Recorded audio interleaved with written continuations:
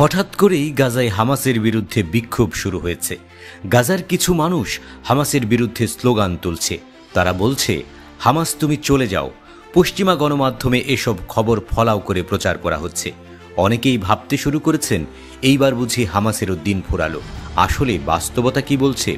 আসলেই কি গাজাবাসী চাইছেন হামাসকে গাজা থেকে বের করে দিতে?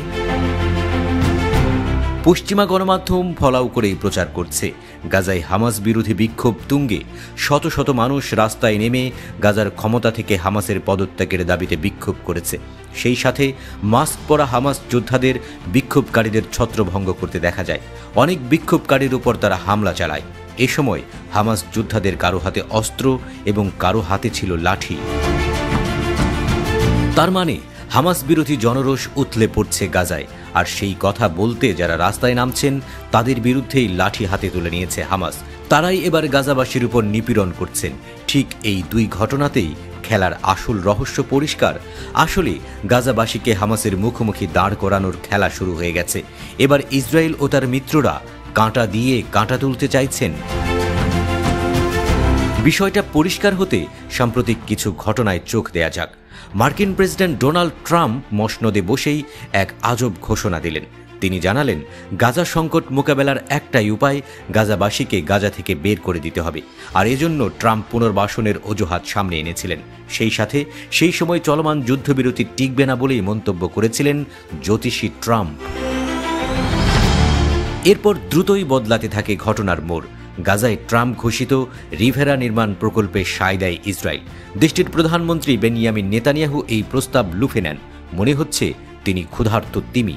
ট্রাম্পের এই টোপের জন্যই অপেক্ষা করছিলেন। এরই ধারাবাহিকতায় ইসরায়েলি ধূর্ততা শুরু হয়। যুদ্ধবিরতির চুক্তির প্রথম ধাপ শেষ না হতেই তেল আবিব টালবাহানা শুরু করে। অযৌক্তিক শর্ত চাপায় তারা।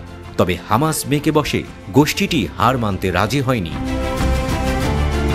এরপর ফের শুরু হয় ইসরায়েলি হামলা। নির্বিচারে গাজাবাসীকে মারতে শুরু করে ইসরায়েল। মরতে মরতে ক্লান্ত হয়ে যাওয়া গাজাবাসী তবুও নিশ্চুপ। তারা আজাদির পক্ষেই স্লোগান তোলে। তবে এবার নতুন কৌশলে হাজির ইসরায়েল। তারা পশ্চিম তীরের শাসক গোষ্ঠী ফাতাহর সাথে আঁতাত করে। প্রথমে ফাতাহকে দিয়ে ইসরায়েল সুর তোলে। ফাতাহ হামাসকে বলে, গাজার নারী ও শিশুদের জীবনের কথা বিবেচনা করে হলেও হামাসের উচিত ক্ষমতা ছেড়ে দেয়া।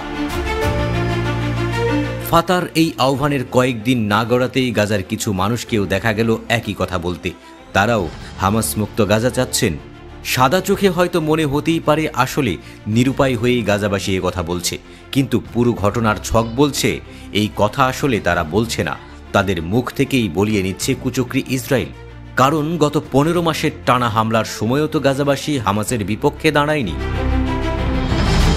এছাড়া হামাস যুদ্ধবিরতি চুক্তির আগেই বলেছিল, যদি ইসরায়েল পুরো চুক্তি মেনে নেয় এবং কার্যকর করে তবে তারা গাজায় ক্ষমতা ছাড়তে রাজি, কিন্তু তারা প্রতিরোধের অস্ত্র ফেলবে না। আর ইসরায়েল চাচ্ছে হামাসকে পুরোপুরি নিরস্ত্র করতে।